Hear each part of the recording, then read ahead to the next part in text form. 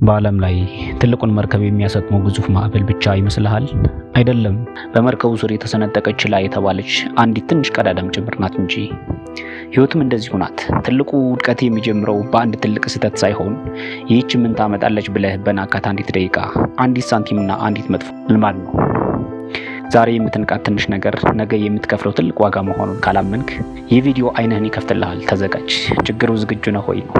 ከሆንክ እንቀጥል። ትንንሽ የሚባሉ ነገሮች ብትንቁ በህይወታቸው የሚፈጠሩ 10 ነገሮች ምንድን ናቸው? እንዘርዝራቸው። የመጀመሪያው ዲሲፕሊን ይላላል።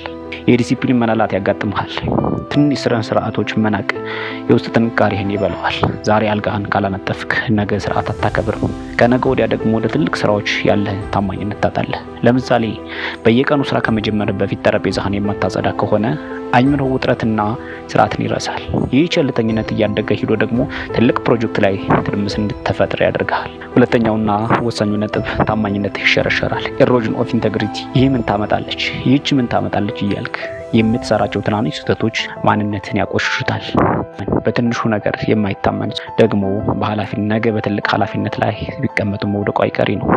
ለምሳሌ በአንድ ሱቅ ዕቃ ገዝተህ ትርፍ መልስ ሲሰጥህ 5 ብር አይደል ብለህ ዝም ካልክ ህሊናህን በትንሽ ብር መሸጥን ይለምዳል። ነገ በሚሊዮን የሚቆጠሩ የህዝብ ሀብት ለመስረቅ በር ይከፍትልሃል። ሶስተኛ የተጠራቀመ ኪሳራ ያጋጥምሃል። ዘ ሎው ኦፍ ኮምፓውንድ ፌለር። አንዲት ጠብታ ውሃ ድንጋይን የምትሰነጥቀው በኃይሏ ሳይሆን ባለማቋረጥ በመንጠብጠቧ ነው ይባላል። ትናንሽ ስህተቶችን ምንም አይደሉም ብለህ ስትደግማቸው ከጊዜ በኋላ ሊስተካከል የማይችል ትልቅ ኪሳራ ውስጥ ይከቱሃል።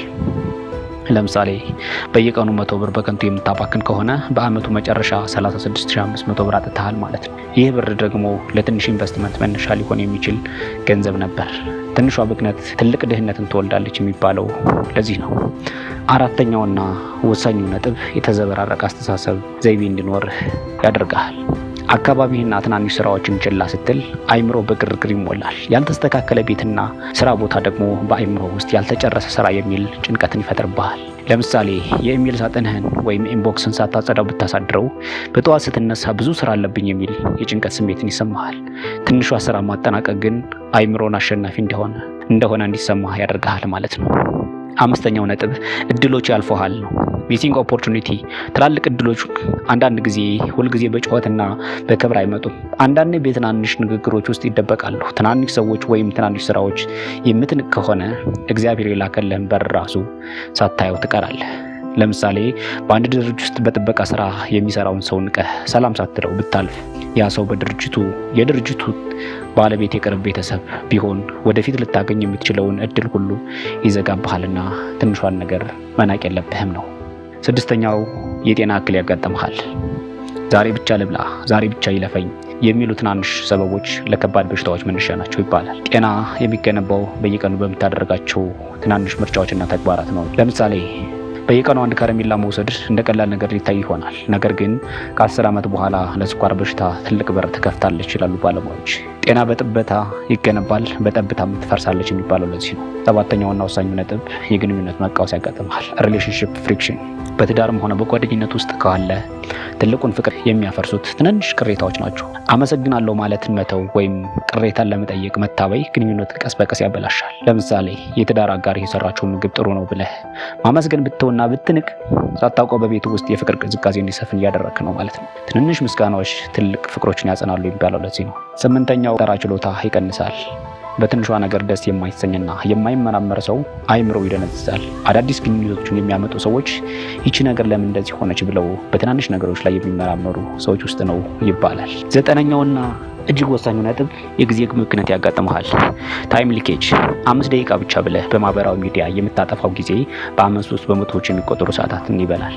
ጊዜ በደቂቃ መናቅ እድሜን በከንቱ መጨረስ ነው የሚባለው ለዚህ ነው። ለምሳሌ በየቀኑ 1 ሰዓት በከንቱ የምታባክን ከሆነ በአመት ውስጥ 365 ሰዓታትን ወይም 15 ሙሉ ቀናትን አጥተሃል እንደማለት ነው።